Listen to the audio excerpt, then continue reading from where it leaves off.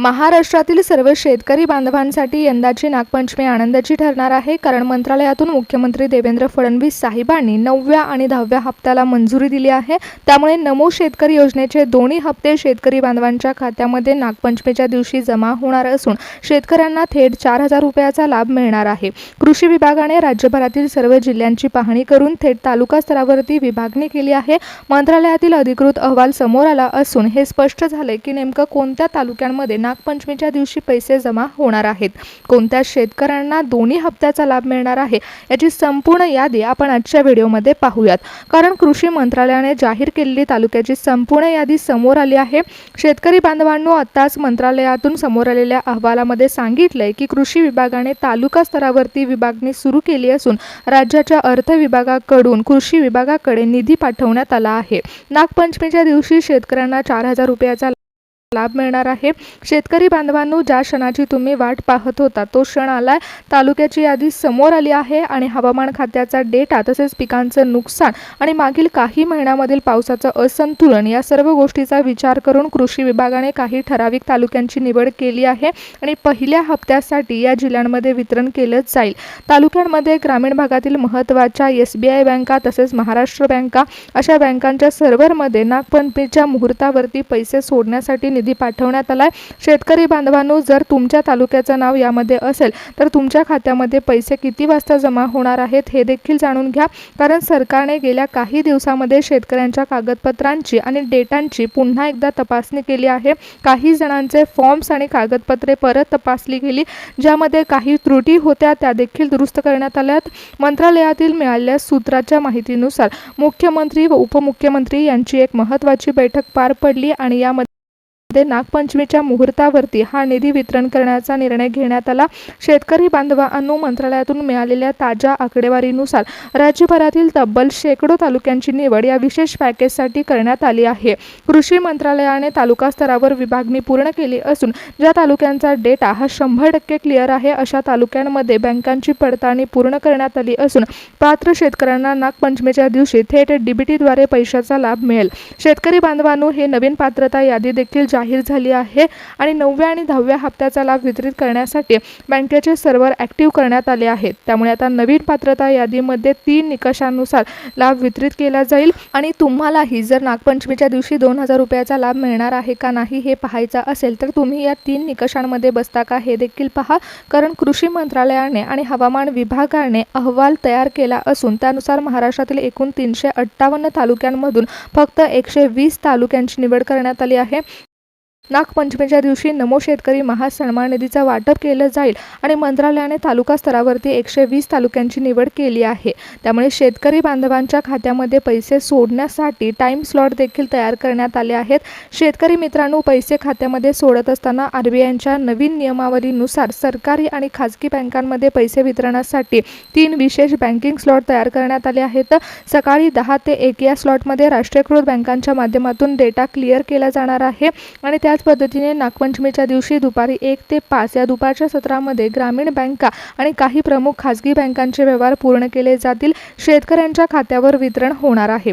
तिसरा स्लॉट म्हणजे 5 ते 12 वाजेपर्यंत तांत्रिक कारणामुळे ज्यांच्या खात्यामध्ये पैसे जमा होण्यामध्ये अडचणी निर्माण झाल्या होत्या अशा नागरिकांच्या खात्यामध्ये पैसे जमा करण्यासाठी हा स्लॉट निवडण्यात आला आहे। यामध्ये RBIच्या सर्व्हरनुसार शेतकऱ्यांना नमो शेतकरी योजनेच्या 4,000 रुपयाचा लाभ दिला जाईल।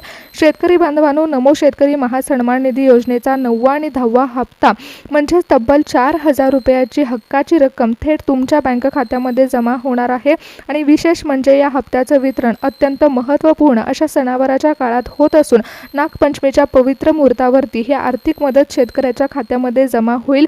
यामध्ये शेतकरी वर्गामध्ये आता आनंदाचं वातावरण पाहायला मिळते, पण मुख्यमंत्री देवेंद्र फडणवीस साहेबांच्या विशेष पाठपुराव्यामुळे आणि कृषी विभागाच्या बैठकीमध्ये घेतलेल्या निर्णयामुळे या हप्त्याचं वितरण सुरू झाले आणि या वितरणासाठी राज्यभरातून विशेष निकषांच्या आधारे 120 तालुक्यांची निवड करण्यात आली आहे। हे 120 तालुके नेमके कोणते असणार आहेत आणि यामध्ये कोणत्या भागातील जिल्ह्यांचा समावेश असेल त्यामध्ये शेतकऱ्यांची उत्सुकता आता वाढली आहे। तर शेतकरी बांधवांनो, विदर्भ, मराठवाडा, पश्चिम महाराष्ट्र तसेच उत्तर महाराष्ट्र आणि कोकण यासारख्या प्रमुख विभागामधील 120 तालुक्यांची निवड करण्यात आली आहे। त्यामध्ये गेल्या काही महिन्यांमध्ये ज्या भागामध्ये पावसाचं असंतुलन होतं तसेच पिकांचं नुकसान झालं होतं अशा भागांना विशेष यादीमध्ये प्राधान्य देण्यात आले. कोणता तालुका यामध्ये पात्र ठरला आणि कोणता टाइम स्लॉट असणार आहे आणि पैसे कसे जमा होणार आहेत याचं नियोजन प्रशासनाकडून करण्यात आले. आरबीआयच्या नवीन बँकिंग नियमानुसार पैसे सोडण्यासाठी 3 विशेष स्लॉट देखील ठरवण्यात आले.